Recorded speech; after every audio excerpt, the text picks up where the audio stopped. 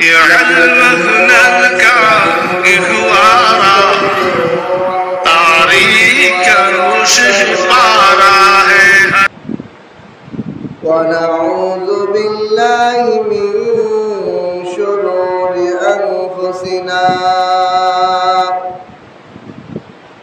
ومن سيئات أعمالنا من يهده الله فلا مضل له ومن يضلله فلا هادي له ونشهد أن لا إله إلا الله لا خالق إلا الله ولا مالك إلا الله ونشهد أن سيدنا وسندنا وحبيبنا وطبيب قلوبنا ومولانا محمدا عبده ورسوله أما بعد فأعوذ بالله من الشيطان الرجيم بسم الله الرحمن الرحيم إن عدة الشهور عند الله 12 شهرا في كتاب الله يوم خلق السماوات والأرض منها 4 حرم وقال النبي صلى الله عليه وسلم صيام يوم عاشوراء إني أحتسب على الله أن يكفر السنة التي قبله أو كما قال عليه الصلاة والسلام وقال النبي صلى الله عليه وسلم من وسع على عياله وأهله يوم عاشوراء وسع الله عليه سائر سنته أو كما قال عليه الصلاة والسلام بارك الله لنا ولكم في القرآن العظيم ونفعنا وإياكم بالآيات والذكر الحكيم سبحانك لا علم لنا إلا ما علمتنا إنك أنت العليم الحكيم ربي زدني علما ربي زدني علما رب اشرح لي صدري ويسر لي أمري واحلل عقدة من لساني يفقهوا قولي আল্লাহ তাআলার লাখ কোটি শুকর ও সুজুদ যে মহান রব্বুল আলামিন আমাদেরকে জুমার আযানের সাথে সাথে আল্লাহর ঘর মসজিদে উপস্থিত হওয়ার জন্য তৌফিক দান করেছেন কালিমাতুশ শুকর আদায় করে আলহামদুলিল্লাহ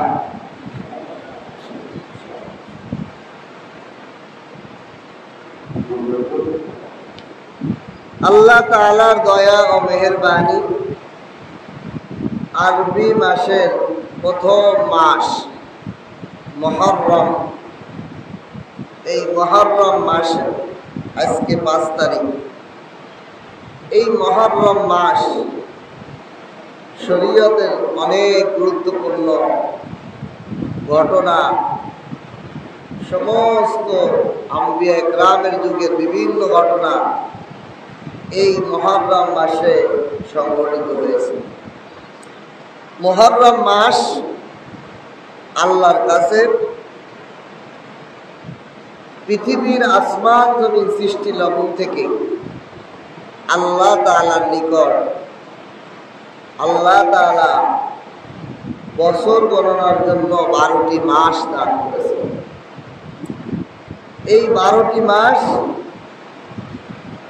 সৃষ্টি আল্লাহ পাকের পক্ষ থেকেই নির্ধারণ করা হয়েছে এবং এই আরবি মাসগুলার প্রথম মাস হলো মুহররম মাস।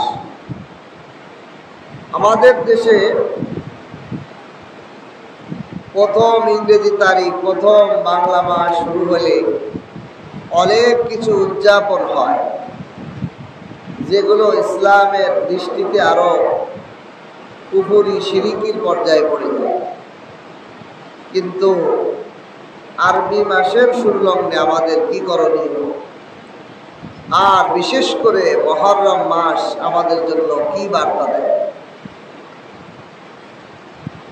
প্রতিটা মানুষের জীবনের হায়াত, জীবন জন্মলগ্ন থেকে মৃত্যু পর্যন্ত ক্ষয় হয়, বাড়ে না, বরং শেষ হয়। আমরা বলি যে বয়স কত হয়েছে, ওরে আল্লাহ 40 বছর, 40 বছর নাই হয়েছে, 50 বছর তার জীবন থেকে শেষ হয়েছে, বরং 50টা বছর সে আরো সামনে পাবে, এরকম নয়।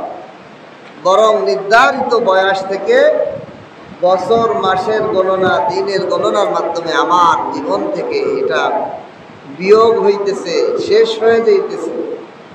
এই জন্য শরীয়তের দৃষ্টিতে আমাদের থেকে যখন একটা বছর চলে যায় তখন আল্লাহ তাআলার কাছে 1 নম্বরে ইস্তেগফার করা, আল্লাহ জীবনের একটা বছর, হায়াতের একটা বছর আমার থেকে শেষ হয়ে গেছে, এই হায়াতের মধ্যে আমার কত না গুনাহ পাপ হয়ে গেছে, আল্লাহ আমার জীবনের গুনাহগুলো মাফ করে। 2 নম্বর বিষয় হলো সামনের যে হায়াত, সামনের যে বছরটা আসতেছে, এই বছরের জন্য আল্লাহর কাছে দোয়া করা, আল্লাহ আমার হায়াত এবং জীবন যেন সামনে বছরটার জন্য নেক আমলের দ্বারা পূর্ণ হয়, আপনার গোলামি দাসত্বর মাধ্যমে পরিপূর্ণ হয়, আপনার নাফরমানির জন্য না হয়ে যায়। আল্লাহর কাছে দোয়া করব। আমাদের দেশে দেখা যায় বিভিন্ন বাংলা সন, ইংরেজি সনের উদযাপনে নাচ, গান, মিছিল, মিটিং, বিভিন্ন জিনিস করা হয়। এগুলো অধিকাংশই বিজাতি ধর্মীয় কালচার। এগুলোর দ্বারা ঈমান আমল ধ্বংস হয়, আখিরাত বরবাদ হয়। এজন্য আরবি মাস আমাদের জন্য আমাদের জীবনের একটা বছর, একটা হায়াতের, একটা জিন্দেগির একটা বছর শেষ হওয়ার বার্তা নিয়ে এসেছে। নতুন বছর শুরু হয়েছে। আমরা অনেক মুসলমান জানি না এখন কত হিজরি চলছে। হিজরি সন হিসেবে গত মুহররমের আজকে 5 তারিখ, এখন 1446 হিজরি চলতেছে। 1446 হিজরি মানে কি? এই হিজরি সন মানে কি?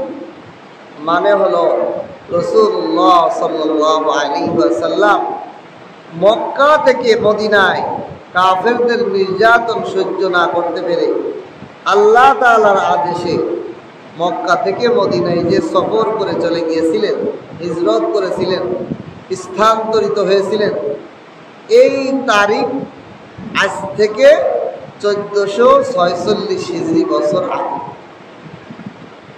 1446 হিজরি বছর আগে এই ঘটনাটা ঘটছে। এইটাই হলো 1446 হিজরি। যেমন এই মুহররম মাস আসার আগে ছিল 1445 হিজরি। এই মুহররম মাস আসার সাথে সাথে 1445 হিজরি শেষ হয়ে 46 হিজরিতে পড়ে গেছে। 1446 হিজরি বছর আগে আল্লাহ রাসূল মক্কা থেকে মদিনায় হিজরত করেছেন। এই আরবি মাস মুসলমানদের প্রতিটা এলাকায় কমপক্ষে একজন মুসলমান, কমপক্ষে একজন মানুষ এই মাসগুলোর গণনা জানা রাখা ওয়াজিব। কেউ যদি না জানে কি রমজান মাস, ঈদের তারিখে আরবি মাসের গণনা যদি কেউ না জানে, সকল মুসলমান ওয়াজিব আলাল কিফায়ার গুনাহগার হবে। কেউ জানে না আরবি সন কত, আজকে মুহররমের কয় তারিখ, আশুরার রোজা রাখতে হবে কিনা, কবে রাখতে হবে এটার তারিখ কেউ মনে না, কেউ জানে না সমাজে। তাহলে এই সমাজের মুসলমান, সকল মুসলমান ওয়াজিব তরকের গুনাহগার হবে। তবে যদি একজন দুইজন, আল্লাহ তাআলার রহমতে আমাদের মসজিদগুলো ইমাম, আলেমগণ, খতিবগণ যারা দিনদার মুসলমান, তারা এগুলো স্মরণ রাখার কারণে সাধারণ মুসলমান এই গুনাহ থেকে বেঁচে যায়। বলেন আলহামদুলিল্লাহ। এই জন্য আজকে হলো মুহররমের 5 তারিখ। আজকে কয় তারিখ? মুহররমের 5 তারিখ, শুক্রবার। এই মুহররম মাস এর 10 তারিখকে বলা হয় আশুরা। 10 তারিখে কি বলা হয়? আশুরা। আশুরা শব্দের অর্থ দশম। আশুরা শব্দের অর্থ কি? দশম। তাহলে মুহররমের 10 তারিখ মানে 10তম তারিখকে আশুরা বলা। আশুরা সাথে আমাদের স্বাভাবিকভাবে আমরা জানি হুসাইন রাদিয়াল্লাহু তাআলা আনহু কারবালার ময়দানে শহীদ হয়েছে আশুরার 10 তারিখ। এখন হুসাইন রাদিয়াল্লাহু তাআলার মৃত্যুকে কেন্দ্র করে শোক পালনের জন্যই কি আশুরার রোজা রাখা, পালন করা, নাকি আমার নবীর জিন্দেগিতে, জীবন দশায় আশুরা কিভাবে পালন করছে সেটা আমাদের জন্য পালন? কোনটা পালনই? যেটা আমার নবী তার জীবন দশায় এই 10ই মুহররম কি আমল করছেন, কিভাবে আমল করছেন, সেটা আমাদের জন্য পালন, ঠিক কিনা? এবার আসেন, এই 10ই মুহররম এই তারিখ রাসূলুল্লাহ সাল্লাল্লাহু আলাইহি ওয়াসাল্লাম মদিনায় গেলেন। মদিনায় যাওয়ার পর মদিনার ইহুদি সম্প্রদায় তারা দেখেন এই আশুরার 10 তারিখে রোজা রাখে। আল্লাহ রাসূল সাল্লাল্লাহু আলাইহি ওয়াসাল্লাম তাদেরকে জিজ্ঞাসা করলেন, তোমরা এই 10 তারিখে, মুহররমের 10 তারিখে কেন রোজা রাখো? ইহুদিরা বলল, আমরা শুকরিয়া স্বরূপ মুস্তাহাব একটি, নফল একটি রোজা রাখি। কি জন্য? যে এই দিন, মুহররমের 10 তারিখের এই দিন, এই তারিখে আল্লাহ তাআলা হযরত মূসা আলাইহিস সালাতু ওয়াস সালামের মাধ্যমে ইহুদি বনি ইসরাইলদেরকে ফিরআউনের নির্যাতন জুলুম থেকে আল্লাহ তাআলা মুক্তি দান করেছিলেন। নীল নদের পানিকে সরিয়ে রাস্তা বানিয়ে দিয়ে, বলেন সুবহানাল্লাহ। লোহিত সাগরের গভীর সমুদ্রের পানিকে সরিয়ে দিয়ে, তলদেশ দিয়ে রাস্তা উঠিয়ে দিয়ে আল্লাহ তাআলা এই জালেম ফিরআউনের কবল থেকে বনি ইসরাইলদেরকে মূসা আলাইহিস সালামের মাধ্যমে নাজাতের, মুক্তির ব্যবস্থা করে দিয়েছিলেন। এইটার শুকরিয়া জ্ঞাপনার্থে আমরা একটা রোজা রাখি। রাসূলুল্লাহ সাল্লাল্লাহু আলাইহি ওয়াসাল্লাম বলেন, মূসা আলাইহিস সালাতু ওয়াস সালাম তিনি আল্লাহর রাসূল, আমি আল্লাহর রাসূল, তিনি আমার ভাই। আমার ভাইয়ের আল্লাহ পাকের নিয়ামতের, মুক্তির, নাজাতের শুকরিয়া জ্ঞাপনে আমারও তো বেশি রোজা রাখা দরকার। আমিও তো হকদার, আমার ভাইয়ের বিপদ মুক্তির জন্য আমারও একটা রোজা রাখা দরকার। এই জন্য সাহাবায়ে কেরামরা বললেন, তোমরাও 10ই মুহররমে একটা রোজা রাখো। রাসূলুল্লাহ সাল্লাল্লাহু আলাইহি ওয়াসাল্লাম এই মূসা আলাইহিস সালাতু ওয়াস সালামের এই ঘটনার দ্বারা কি বুঝায়?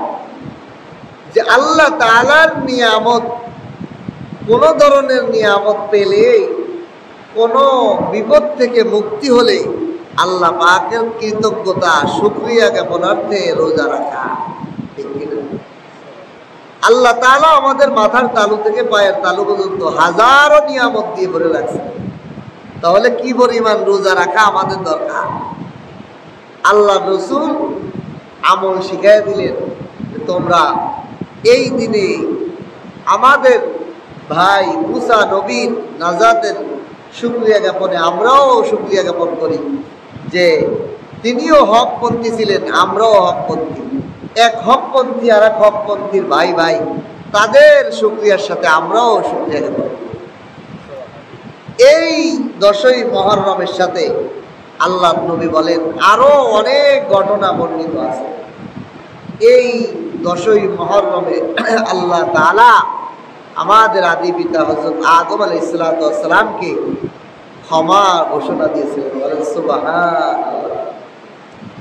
আদম আলাইহিস সালামের দ্বারা যে একটা ত্রুটি আল্লাহ তাআলা ত্রুটি হয়ে গিয়েছিল গন্ধম খাল খাওয়ার ব্যাপারে, আল্লাহ তাআলা আদম আলাইহিস সালামকে নিজেই দোয়া শিখিয়ে দিয়েছেন। রব্বানা যালামনা আনফুসানা রব্বানা যালামনা আনফুসানা ওয়া ইল্লাম তাগফির লানা ওয়া তারহামনা লানাকুনান্না মিনাল খাসিরিন। আল্লাহর কাছে দোয়া শিখিয়েছেন আদম আলাইহিস সালামকে, আপনি বলেন আমি আমার নফসের বড় বড় জুলুম করে ফেলেছি, আপনি দয়া করে মায়া করে আমার জিন্দেগীর গুনাহগুলো ক্ষমা করে দেন। আপনি যদি ক্ষমা না করেন আমি ক্ষতিগ্রস্তদের অন্তর্ভুক্ত হইয়া যাব। আল্লাহ নিজেই দোয়া শিখিয়েছেন আদম আলাইহিস সালাম।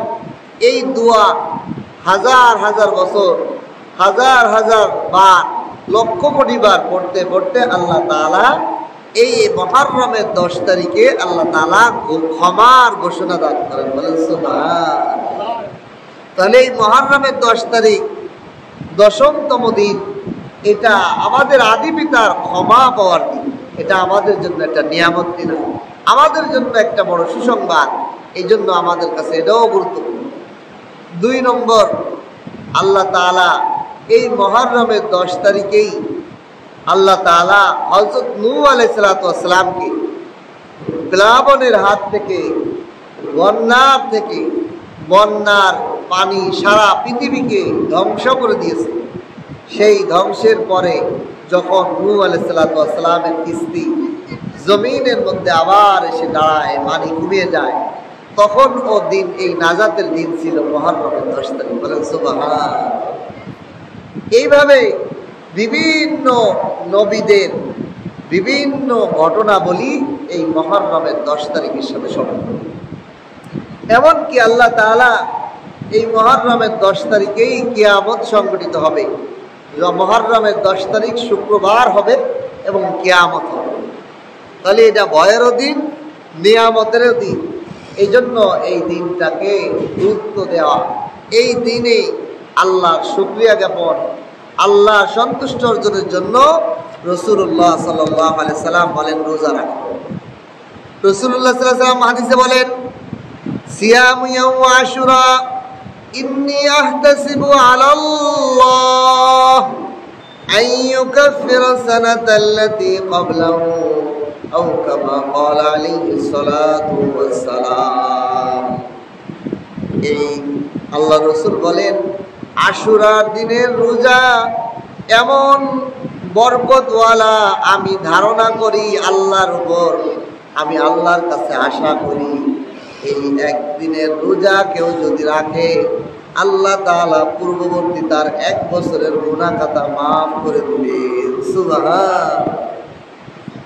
আশুরার রোজা পূর্ববর্তী 1 বছরের গুনাহকে আল্লাহ তাআলা মিটিয়ে দিবেন একটা রোজার বরকতে।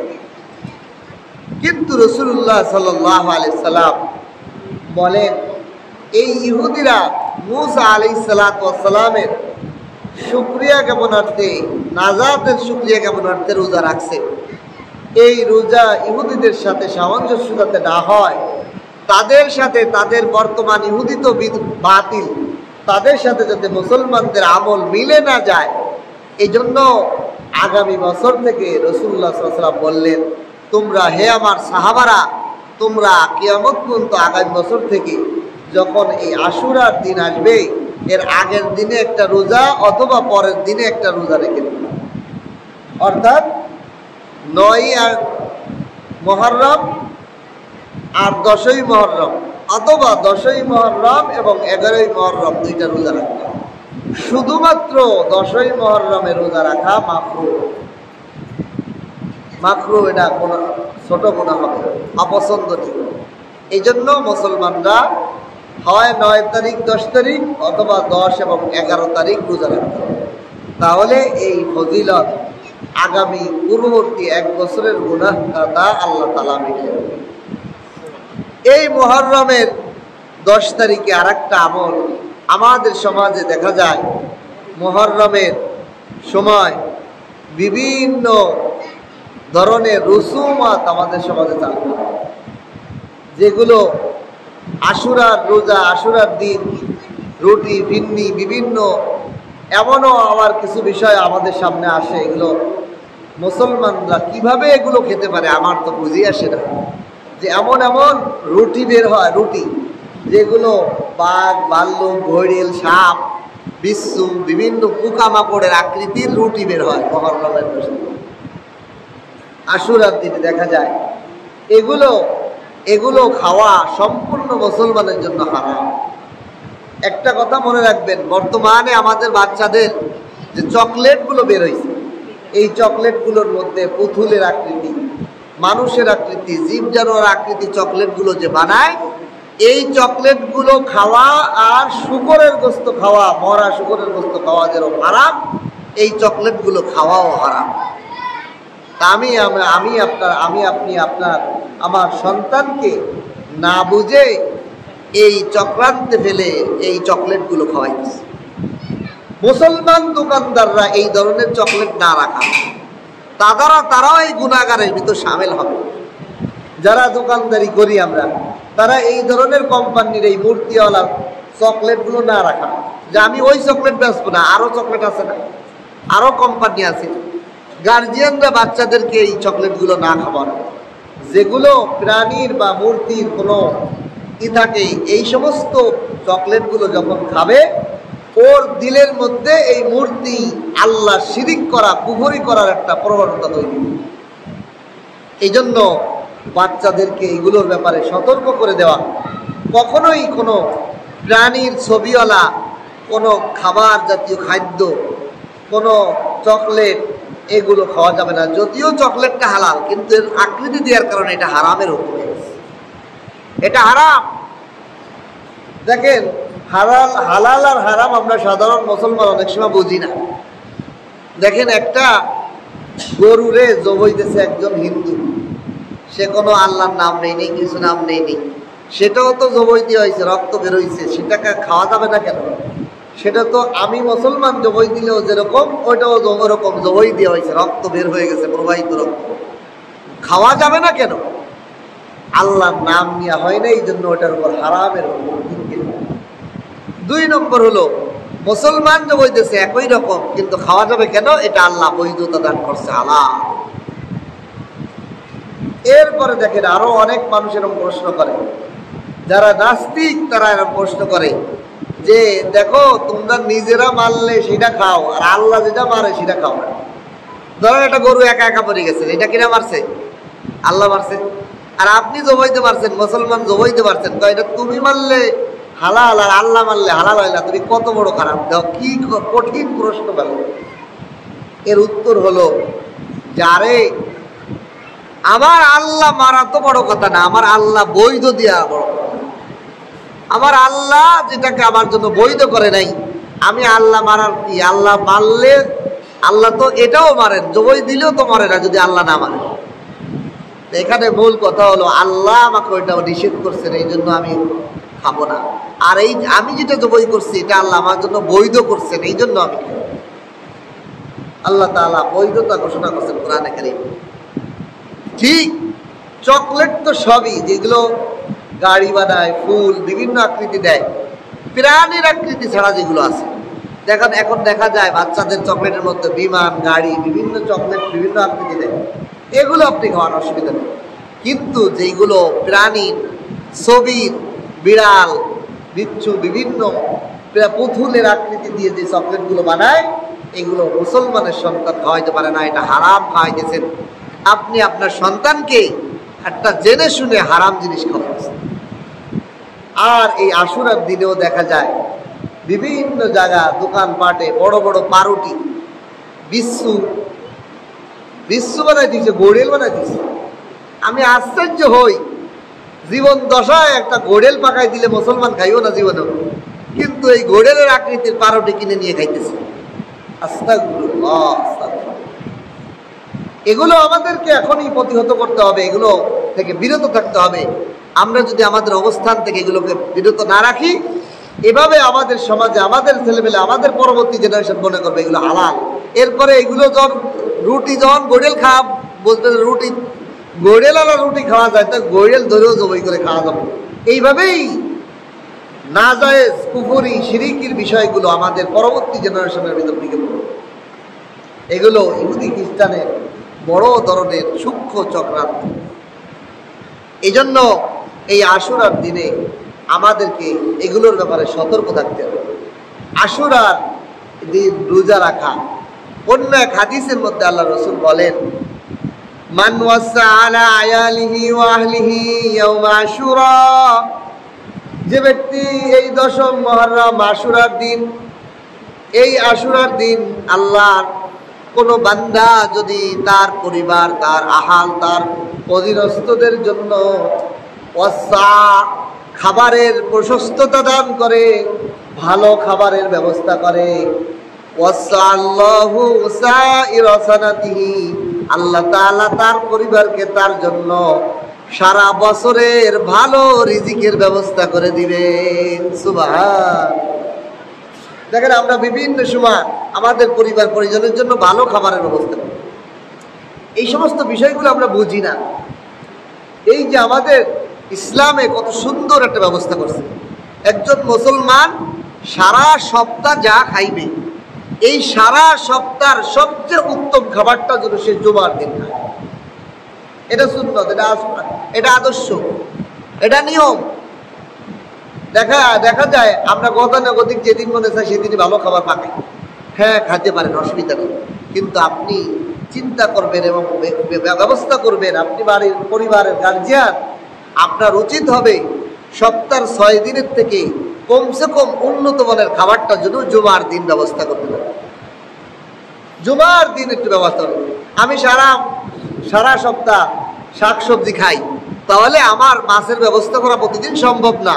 তাহলে আমার জন্য মাছ যদি ব্যবহার করি, মাছ যদি খাই, সারা সপ্তাহ আমি ডাইল ভাত আলু ভর্তা শাকসবজি খাই, অনেক গরিব মানুষ আছে না, যে আমার সারা সপ্তাহ আলু ভর্তা ডাইল আর শাকসবজি দিয়েই চলে, তাহলে কমসে কম আমার জুমার দিন মাছের ব্যবস্থা করা।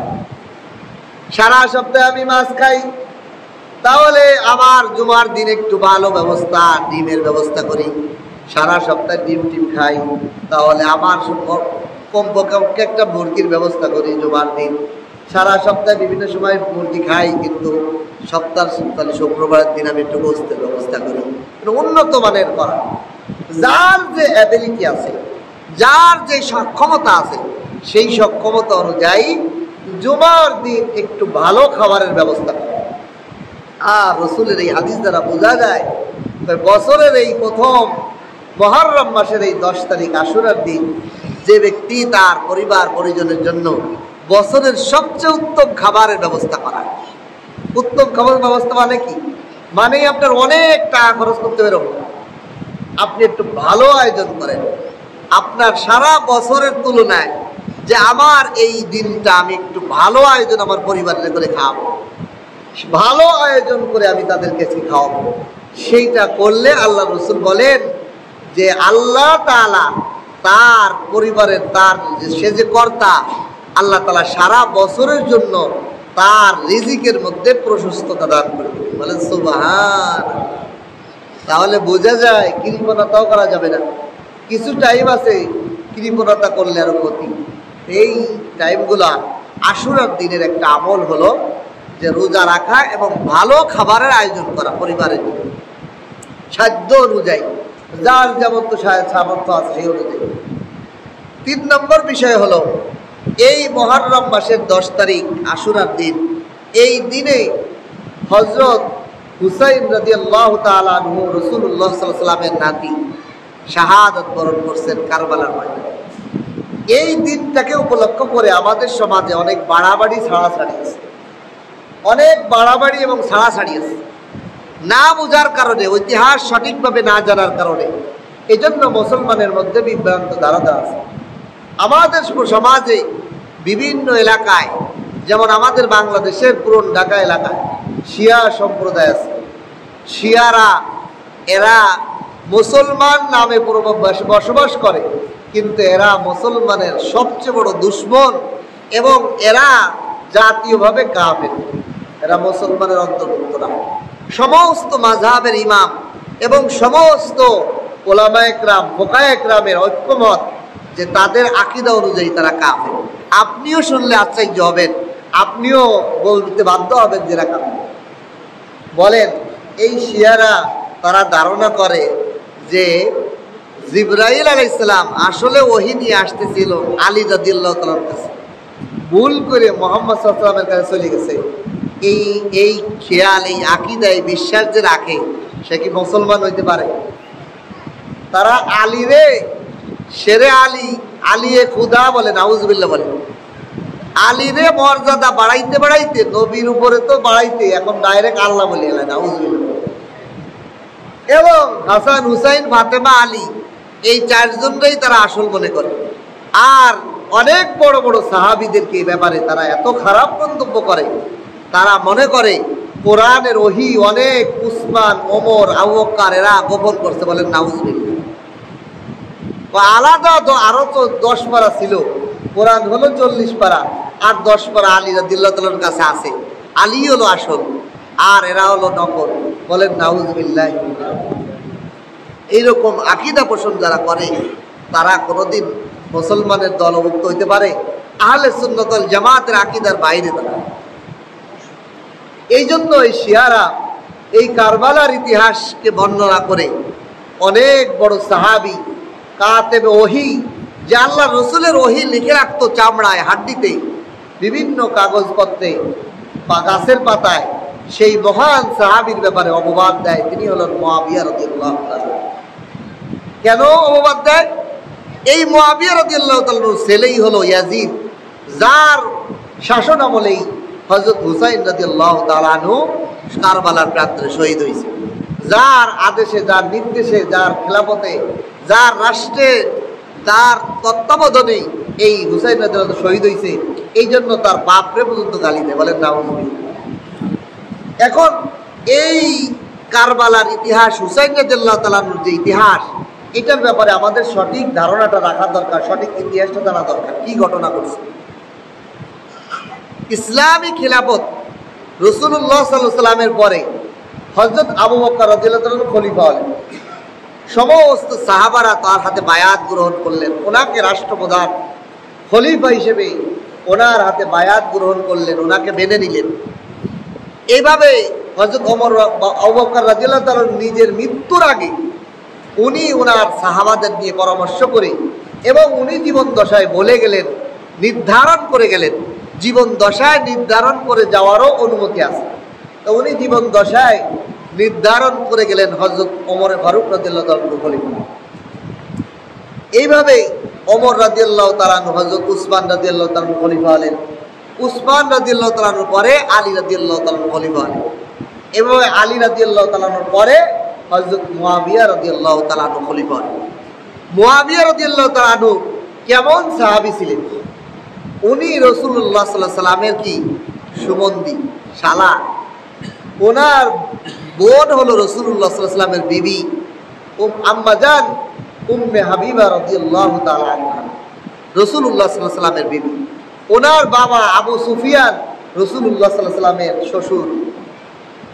তাহলে আত্মীয়তার সম্পর্ক কত কাছে না? রাসূলুল্লাহ সাল্লাল্লাহু আলাইহি সাল্লামের বিবির ভাই হযরত মুআবিয়া রাদিয়াল্লাহু তাআলা আনহু, যিনি রাসূলুল্লাহ সাল্লাল্লাহু আলাইহি সাল্লামের কাতেবে ওহী, কত ঘনিষ্ঠ, কত নিকটত্ব, কত বিশ্বস্ত হলে যাকে আল্লাহ রসুল ওহী লেখার দায়িত্ব দিচ্ছেন যে তুমি লিখে রাখো। এটা আয়াত আসছে, এটা সূরা আসছে, এই আয়াতটা অবশ্য সূরার পরে লেখো, লিখে রাখতে। এই মুআবিয়া রাদিয়াল্লাহু তাআলা আনহু খেলাফতের আমলে যখন উনি 60 হিজরিতে যখন উনি মৃত্যুবরণ করছেন, তা উনি মৃত্যুর আগ দিয়ে সমস্ত সাহাবাদের নিয়ে পরামর্শই বসলেন, কাকে খলিফা বানানো যায়, আমার মৌতের পরে কে মুসলমানদের নেতৃত্ব দিবে। এই পরামর্শ যখন বসছেন, সমস্ত সাহাবারা ওই যুগে রসুলের বড় বড় কিছু সাহাবী ছিলেন, আব্দুল্লাহ ইবনে জুবায়ের, আব্দুল্লাহ ইবনে আব্বাস, আব্দুল্লাহ ইবনে ওমর, আব্দুল্লাহ ইবনে জুবায়ের, এরকম বড় বড় সাহাবারা রসুলের যুগের যারা ছোট ছোট ছিল তারা ওই যুগে বড় ছিল, বড় সাহাবা। তারা পরামর্শ দিলেন যে ইয়াজিদের ব্যাপারে, যে ইয়াজিদ রাষ্ট্রীয় পরিচালনার ক্ষেত্রে বড়ই কৌশল এবং পারদর্শী ছিল, কিন্তু আর হুসাইন রাদিয়াল্লাহু তাআলা আনহুর ব্যাপারটা আসছিল। হুসাইন রাদিয়াল্লাহু তাআলা আনহু ইয়াজিদের মতো এরকম রাষ্ট্রীয় চালনার ক্ষেত্রে এত পারদর্শী ছিল না, কিন্তু অনেক বুজুর্গ এবং সৎ ছিল। দেখেন, একজন একটা দায়িত্ব পালনের ক্ষেত্রে ভালো বোঝে, আর একজন পরেশগার কিন্তু কম বোঝে, এরকম হয় কিনা? অনেক ভালো, অনেক সৎ লোক, কিন্তু দায়িত্বের ক্ষেত্রে এত পারদর্শী না, এত সক্ষম না। আর একজন সক্ষম কিন্তু এত সৎ না, এত বুজুর্গ না, চলে তার দ্বারা। তা ঠিক ইয়াজিদের ব্যাপারটা ছিল এরকম। এখন মুআবিয়া রাদিয়াল্লাহু তাআলা আনহু সবার সামনে এই বিষয় নিয়ে পরামর্শ করে উনি বুঝলেন যে রাষ্ট্রীয় পরিচালনার ক্ষেত্রে অন্য অন্য সাহাবী হুসাইন, আব্দুল্লাহ ইবনে জুবায়ের, আব্দুল্লাহ ইবনে আব্বাস, আব্দুল্লাহ ইবনে ওমর, এদের মধ্য থেকে উনার ছেলে ইয়াজিদ এই রাষ্ট্রীয় পরিচালনার ক্ষেত্রে যোগ্য, বেশি পারদর্শী, বেশি যোগ্য রাখে। কিন্তু পরেশগারের দিক দিয়ে ওই সমস্ত সাহাবীরা ছিল অনেক বড় আল্লাহ। এই হিসেবে উনি চিন্তা করলেন রাষ্ট্রের দিকে লক্ষ্য রেখে রাষ্ট্র ভালোভাবে চলে, যাতে পরিচালনায় যাতে ত্রুটি না হয়, এই জন্য উনি সিদ্ধান্ত নিলেন ইয়াজিদকে খেলাফত দেওয়ার পর। এবং ওনার ইতিহাসের মধ্যে লেখে যে উনি যখন জুমার নামাজের খুতবা প্রদান করতেছিলেন, তখন তিনি খুতবার মধ্যে, খুতবা চলা অবস্থায় যে দোয়া করা হয়, এই দোয়া আল্লাহ তাআলা কবুল করেন, বলেন সুবহান। খুতবার মধ্যে যে দোয়া করা হয়, এই দোয়া আল্লাহ তাআলা কবুল করেন। উনি ওই খুতবার মধ্যে দোয়া করছেন, আয় আল্লাহ, আমি যদি আমার নিজের ছেলের স্বার্থের জন্য, আমি যদি তাকে খেলাফত দিয়ে থাকি, তাহলে আপনি তাকে এই খেলাফতের ব্যাপারে তাকে ধ্বংস করে দিয়েন। আর যদি আমি আল্লাহ আপনার সন্তুষ্টির জন্য তারা খেলাফত দিয়ে থাকি, তাহলে তাকে কবুল করে। তাহলে জুমার খুতবার মধ্যে যে দোয়া, এমন বদদোয়া নিজের সন্তানের ব্যাপারে করলে তিনি কি নিজের সন্তানের স্বার্থে খেলাফত দান করছেন, না জাতীয় উম্মতের সাথে উনি কি দিয়েছেন? ইয়াজিদকে খেলাফত দিয়েছেন। এবং ইয়াজিদকে খেলাফত দেওয়ার ক্ষেত্রে এই যে বড় বড় সাহাবার কথা বললাম, তারাও বলেছে যে হ্যাঁ, ইয়াজিদের তো কোনো খারাপই আমরা দেখি নাই, ইয়াজিদের দ্বারা কোনো খারাপই কাজ আমরা দেখি নাই, তার দিয়ে হতে পারে। সমস্ত সাহাবারা একমত হয়েছে। এই জন্য মুআবিয়া রাদিয়াল্লাহু তাআলা আনহু ইন্তেকালের পরে ইয়াজিদ খেলাফতের আসনে আসে। খেলাফতের আসনে আসার পর এখন সবাই প্রথমত এই খেলাফত আসার সাথে সাথে উম্মতের মধ্যে দুই দল হয়ে গেছে। এক দল ইয়াজিদের পক্ষে খেলাফত মেনে নিয়েছে, আর এক দল বলে না, আমরা হুসাইন রাদিয়াল্লাহু তাআলাকে চাই। হুসাইন রাদিয়াল্লাহু তাআলাকে যারা চায় তারা কুফাবাসী, বেশিরভাগ কুফাবাসীরা বেশিরভাগ তারা ইয়াজিদের কি খেলাফতটারে মেনে নিতে চাচ্ছে না। তারা চাচ্ছে যে আমরা খলিফা হিসেবে হযরত হুসাইন রাদিয়াল্লাহু তাআলাকে চাই। এরকম মুহূর্তে আব্দুল্লাহ ইবনে ওমর, আব্দুল্লাহ ইবনে জুবায়ের, আব্দুল্লাহ ইবনে আব্বাস, ওনারাও প্রথম পর্যায়ে এই ইয়াজিদের খেলাফত প্রথমে মেনে নিতে চান নাই, যে উম্মত তো এখনো দুই দল, কোন দিকে যাবে ওটা এখনো সিদ্ধান্ত নেন। এই মুহূর্তে হুসাইন রাদিয়াল্লাহু তাআলা আনহুকে এবং এই বড় বড় সাহাবাদেরকে মদিনার রাজমহলে খেলাফতের মজলিসে এই ভবনে ডাকা হয় যে, তো আপনারা কি বলেন, আপনারা কি ইয়াজিদের খেলাফত মানবেন কিনা, এই ইয়াজিদের খেলাফতকে মানবেন কিনা? হুসাইন রাদিয়াল্লাহু তাআলা বলেন, না, আমি উত্তরটা চাই।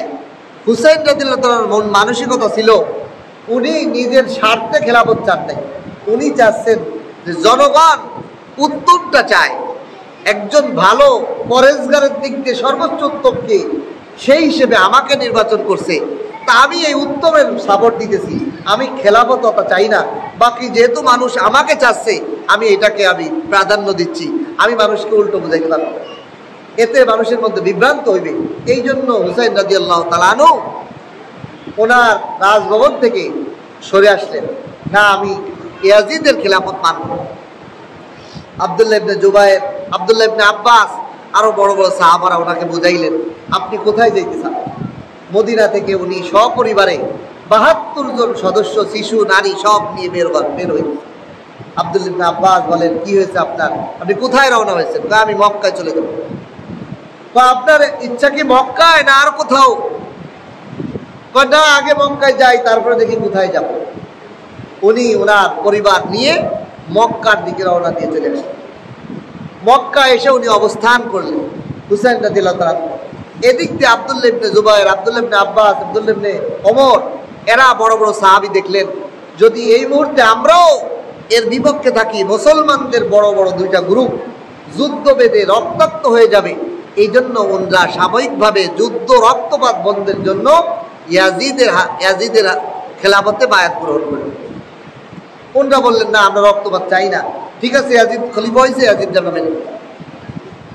এইরকম পরিস্থিতিতে হুসাইন রাদিয়াল্লাহু তাআলা আনহু মক্কায় অবস্থান করে এদিক দিয়ে রাসূলুল্লাহ সাল্লাল্লাহু আলাইহি ওয়াসাল্লামের নাতি হুসাইন রাদিয়াল্লাহু তাআলা আনহুর কাছে কুফা থেকে আব্দুল্লাহ ইবনে সাবা, একজন ইহুদি, সে নামদারি মুসলমান ছিল, আসলে ছিল কি সে ইহুদি। সে ইহুদিরা যুগে যুগে মুসলমানদের ক্ষতি আর অসাধন ছাড়া তাদের কাজ দ্বিতীয়টা ছিল না। এই আব্দুল্লাহ ইবনে সাবা, তার দলের লোকেরা, তারা হাজার হাজার লক্ষ লক্ষ চিঠি পাঠাইছে হুসাইন রাদিয়াল্লাহু কাছে যে আপনি কুফায় চলে আসেন, আমরা আপনার হাতে বায়াত ধরে আপনাকে আমরা খলিফা বানাবো। হুসাইন রাদিয়াল্লাহু তাআলা আনহু, অনেক সাহাবেরা পরামর্শ দিলেন খবরদার আপনি যায়েন না, এরা ভালো না, এরা মুনাফিক, যে কোনো মুহূর্তে উল্টে যেতে পারে, এখন দেখাইতেছে আপনাকে কিছুই হবে না। হুসাইন রাদিয়াল্লাহু তাআলা তার চাচাতো ভাই মুসলিম ইবনে আকিল, তাকে পাঠাইলেন তার দূত হিসেবে, যাও কুফায় খবর নিয়ে আসো, আসলে কি কুফাবাসীরা আমাকে চায় না তারা মুনাফিকি বা ভণ্ডামি করবে। মুসলিম ইবনে আকিল যখন এই কুফা নগরীতে গেছেন, কুফা নগরীতে যাওয়ার পর দেখেন সেখানে অনেক মানুষ হুসাইন রাদিয়াল্লাহু চায়, এবং মুসলিম ইবনে আকিলের হাতে 12,000 কুফাবাসীরা হুসাইন রাদিয়াল্লাহু তাআলার বায়াত হওয়ার ব্যাপারে ওনার হাতে হাত রাখেন, বায়াত গ্রহণ করেন যে আমরা হুসাইনকে গেলাম। এই সংবাদ যখন ইয়াজিদের কাছে পৌঁছে গেল, ইয়াজিদ কি করলেন, বসরার খলিফা ছিল ওই সময় উবাইদুল্লাহ ইবনে বশির, এই উবাইদুল্লাহ ইবনে জিয়াদ, একে পাঠাইলেন কুফায়। কুফার গভর্নর ছিল আরেকজন উবাইদুল্লাহ ইবনে নোমান ইবনে বশির। নোমান ইবনে বশির নামে একজন ছিল হলো কুফার গভর্নর, সে ছিল নরম দিলের। ইয়াজিদ চিন্তা করলেন এরে যদি আমি এখানে রাখি তাহলে হুসাইনের বিরুদ্ধে লড়তে পারবে না, হুসাইনকে থামাইতে পারবে না। এই জন্য বসরার গভর্নর উবাইদুল্লাহ ইবনে জিয়াদকে এই কুফা নগরীতে খলিফা বানাই দিলেন। এই উবাইদুল্লাহ ইবনে জিয়াদ কুফা নগরীতে এসে নোমান ইবনে বশিরকে হত্যা করে এখানে খলিফা হয়। খলিফা হয়ে ইয়াজিদের হুকুমে ইয়াজিদের কাছে পাঠাইলেন। ইয়াজিদ বললেন যে হুসাইন রাদিয়াল্লাহু তাআলা যদি কুফায় আসেন, কুফায় ঢুকতে দিও না। এদিক দিয়ে মুসলিম ইবনে ওয়াকিলের এই বায়াতের কথা ইয়াজিদ ইবনে উবাইদুল্লাহ ইবনে জিয়াদ যখন শুনলেন যে এরকম হুসাইনের একজন প্রতিনিধির দূত সে এসে কুফাবাসীর বিভিন্ন লোককে বায়াত গ্রহণ করতেছে, এটা জানতে পেরে সে মানুষদেরকে ধরপার জুলুম অত্যাচার শুরু করার সাথে সাথে এখন এই এদের একজন প্রতিনিধিকে ইয়াজিদ ইবনে উবাইদুল্লাহ ইবনে জিয়াদ গ্রেফতার করছে। গ্রেফতার করলে এই গ্রেফতারকে ছাড়ানোর জন্য মুসলিম ইবনে ওয়াকিল তার বাহিনী 6,000 বাহিনী নিয়ে 80,000-এর মতো লোক নিয়ে এদেরকে উদ্ধার করার জন্য অবরোধ করতে গেছে জেলখানা। এদিক দিয়ে এই কুফাবাসীর এই আব্দুল্লাহ ইবনে সাবার যারা গোত্র ইহুদি বংশধর, এরা নামে মুসলমান, বিপদে পড়লে পিছ থাকতে উঠে যায়। এরা এই মুসলিম ইবনে ওয়াকিলের পিছ থেকে সব সরে গেল। এদিক দিয়ে মুসলিম ইবনে ওয়াকিল কুফার 12,000 80,000 এরকম অনেক লোক ওনার হাতে বায়াত গ্রহণ করার কারণে হুসাইনের রাদিয়াল্লাহু তাআলার কাছে চিঠি পাঠাইতেছে মক্কায় যে আপনি কুফায় চলে আসেন, নিরাপদ, এখানে হাজার হাজার মানুষ আপনার পক্ষে আছে। কিন্তু যখন পাঠাইতেছে তখন তো ভালো ছিল, যেই ওই রাষ্ট্রদূত চলে গেছে হুসাইনের কাছে সংবাদ দিয়ে, তখন আবার এই বাহিনীগুলো সব পিছের থেকে ইয়াজিদ উবাইদুল্লাহ ইবনে জিয়াদের অত্যাচারে সব এই কুফাবাসী এই মুসলিম ইবনে ওয়াকিলের পিছন থেকে সব সরে সরে উনি একা হয়ে গেছে, ওনার পক্ষে আর কেউ নেই। এখন মুসলিম ইবনে ওয়াকিল একে গ্রেফতার করে, এর ইতিহাস বিশাল ইতিহাস আছে, একে গ্রেফতার করে উবাইদুল্লাহ ইবনে জিয়াদ রাষ্ট্রীয় বিশাল বিল্ডিং থেকে উপর থেকে নিক্ষেপ করে হত্যা করে। হত্যা করার আগে তিনি একটা লোককে বলে যান, হুসাইন রাদিয়াল্লাহু যদি পারেন দ্রুত সংবাদ পাঠান, তিনি যেন কুফার দিকে না আসে, তিনি যেন কুফায় না আসে, কুফাবাসীরা বড় জালেম, এরা ধ্বংস করবে। এদিক দিয়ে হুসাইন রাদিয়াল্লাহু তাআলা সংবাদ পায় যে মুসলিম ইবনে ওয়াকিল উনার চাচাতো ভাই যে উনারা তো হত্যা করে লাইছে, আর উনার চিঠিও আসছে যে আসেন আপনি নিরাপদ। এই হিসেবে হুসাইন রাদিয়াল্লাহু যখন রওনা হয়েছেন কারবালার প্রান্তরে আসার পর উবাইদুল্লাহ ইবনে জিয়াদ তার বাহিনী দ্বারা ওনাকে বেষ্টন করে নেন। ইয়াজিদের আদেশ ছিল উবাইদুল্লাহ ইবনে জিয়াদের উপর, কুফার যিনি গভর্নর নির্ধারণ করেছিলেন উবাইদুল্লাহ ইবনে জিয়াদকে, ইয়াজিদ বলেছিল যে হুসাইনকে শুধু আবদ্ধ করে রাখবেন, গ্রেফতার করবেন, তাকে যেন কুফার বাসীর কাছে মিশতে না দেন, তাকে গ্রেফতার করে কুফায় ঢুকতে দিবেন না, এইটা ছিল তার আদেশ। কিন্তু উবাইদুল্লাহ ইবনে জিয়াদ ঘিরে ফেলে জুলুম অত্যাচার, প্রথমে পানি বন্ধ করছেন, খাবার বন্ধ করছেন, এভাবে হুসাইন রাদিয়াল্লাহু তাআলা আনহুকে যখন বিভিন্নভাবে অবরোধ করছেন, হুসাইন রাদিয়াল্লাহু তাআলা আনহু 3টা দাবি তাদের কাছে করেছিলেন যে 3 শর্তের যে কোনো একটা শর্ত আমাকে সুযোগ দাও। কি 3টা শর্ত? 1 নম্বর হলো আমাকে মক্কায় ফেরত যাওয়ার সুযোগ দাও, অথবা আমাকে ইয়াজিদের সাথে দেখা করার তো সুযোগ দাও, আমি ইয়াজিদের সাথে বসবো, তোমরা আমাকে গ্রেফতার করার দরকার নেই, তোমরা আমাকে ইয়াজিদের কাছে নিয়ে চলো, তার সাথে দেখা করার সুযোগ দাও। 3 নম্বর, হয় আমাকে কোনো মুসলমান দেশে কোনো মুসলমান এলাকায় আমাকে যাওয়ার সুযোগ দাও, আমি সাধারণ মুসলমান হিসেবে তাদের সাথে বসবাস করবো, তোমাদের সাথে কোনো জিহাদ আমি করবো না। কিন্তু এই উবাইদুল্লাহ ইবনে জিয়াদ সে চিন্তা করছে আমি ইয়াজিদ কইছে আবদ্ধ করতে, আমি যদি হুসাইনের মাইরে তার কল্লা নিয়ে ইয়াজিদের কাছে যাই মনে হয় পুরস্কার পাবো। এই জালেম, এই উবাইদুল্লাহ ইবনে জিয়াদ এই জালেম, সে হুসাইন রাদিয়াল্লাহু তাআলা আনহু তিলে তিলে ধ্বংস করে, তার হত্যা করে, তার গর্দান কেটে ইয়াজিদের রাজভবনে নিয়ে গেছে। ইয়াজিদ এইটা দেখার পর সবচেয়ে বেশি কাঁদছে যে আমি তো তোকে এই মুরতাদ, এই গালেব, তোরকে আমি এই আদেশ দিয়েছিলাম যে রসুলের নাতির গর্দান উড়ে দিতে। এই জন্য ইতিহাস এগুলোর সব সঠিকতা লেখা আছে। এই জন্য এই ইয়াজিদের এই কাজটা ফাসেক হয়েছে। এই জন্য ফুকায়ে একরাম বলেছেন ইয়াজিদকে ফাসেক বলা যায়, কাফের বলা যায় না, সে তো ঈমান হারা হয়নি। আর তার বিষয়টা মুসলমানদের ক্ষেত্রে চুপ থাকা দরকার। কেন? ইয়াজিদের মুআমালা আল্লাহ ভালো করবে, কি করবে, ঠিক কিনা? আর এই ইয়াজিদের অপরাধের কারণে তার বাপরে গালি দেবেন যিনি আল্লাহ রসুলের সাহাবী, এটাও সম্ভব না। আল্লাহ পাকের এটা রসুলের পরিবারের সদস্যদের সাথেই হয়েছে। রসুলের নাতি হুসাইন, ইয়াজিদ রসুলের শালার ছেলে, মুআবিয়া রসুলের শালা, তাদের নিজেদের পরিবারের বিষয় হয়েছে। এই ক্ষেত্রে মুসলমানের কোনো খারাপ মন্তব্য, খারাপ কোনো ভালো বলা, খারাপও বলা, কোনোটাই বলা যাবে না। যেরকম ইয়াজিদের ক্ষেত্রে সমস্ত ফুকায়ে একরামের অভিমত হলো যে ইয়াজিদকে আমরা ভালোও বলবো না, খারাপ আবার একবার কাফের মুরতাদও বলবো না, কারণ সে তো বেঈমান হয়ে মরে নাই। সে যে অন্যায় করছে এটা একটা ফাসেক, সে একটা গুনাহ, কবিরা গুনাহ করছে, একটা তার আদেশের কারণে ইয়াজিদকে হত্যা করছে, হুসাইন রাদিয়াল্লাহু তাআলা হত্যা হয়েছে, এই জন্য সে ফুসুকি করছে, কুফরি করছে।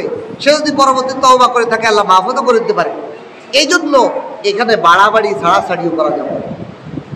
এই জন্য এই কারবালার ঘটনার কারণে আমাদের তাজিয়া মিছিল, হাই হুসাইন, হাই হুসাইন, এগুলো ইসলামে কোনো কিছু নাই। এগুলো থেকে মুসলমানদের বিরত থাকতে হবে। এই শিয়ারা যারাই এই হুসাইন রাদিয়াল্লাহু তাআলাকে কুফায় দাওয়াত দিয়ে নিছিল, তারাই হুসাইন রাদিয়াল্লাহু তাআলাকে এরম মেরে আবার হাই হুতাশ করছে। এই জন্য এখনো যারা এই হাই হুতাশ যারা করে, তারাই হলো সেই কুফাবাসীর ওই দল যারা হুসাইনকে আসতে বইলে হত্যার মুখে ফেলে, তারা কোনো সাহায্য না করে হুসাইনকে শহীদ হওয়ার দিকে ঠেলে দিয়েছে, হত্যার বুকে ঠেলে দিয়েছে, তারাই হলো সেই আজকের যারা শিয়া, তারা বুক থাবড়ায় হাই হুসাইন, হাই হুসাইন, হাই হুসাইন।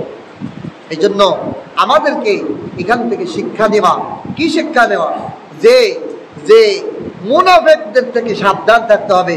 যারা বেশি মোহাব্বত দেখায় তারাই বেশি ক্ষতি করে, যারা বেশি মোহাব্বত দেখায় তারাই বেশি ক্ষতি করে। এই জন্য সঠিক ব্যক্তিকে চিনতে হবে, বিপদ মুহূর্তে যিনি আপন তিনি হলো আসল। এই জন্য এই আশুরার 10 তারিখের দিন হুসাইনের ঘটনার কারণে আমাদের এতটুকুই আফসোস, এবং আফসোস করা, ইন্না লিল্লাহ বলা, এটা আর একজন মানুষ ঘটনা কোনো দুর্ঘটনা শুনলে ইন্না লিল্লাহ বলা এতটুকু। এখানে আর কোনো তাজিয়া মিছিল বের করা, হাই হুসাইন হাসাইন বলা, এগুলো ইসলামের কোনো সমর্থিত কাজ নয়। এই জন্য আমাদেরকে এই শিয়াই কাজ থেকে মুসলমানের সন্তানদেরকে বিরত রাখতে হবে। আর বিশেষ করে আশুরার দিন যে আমলগুলো বললাম, 1 নম্বর আমল হলো রোজা রাখা, একদিন আগে এবং পরের দিন। যেমন আজকে মুহররমের 5 তারিখ, 9 তারিখ একটা রোজা, 10 তারিখ একটা রোজা, অথবা 10 তারিখ এবং 11 তারিখ একটা রোজা।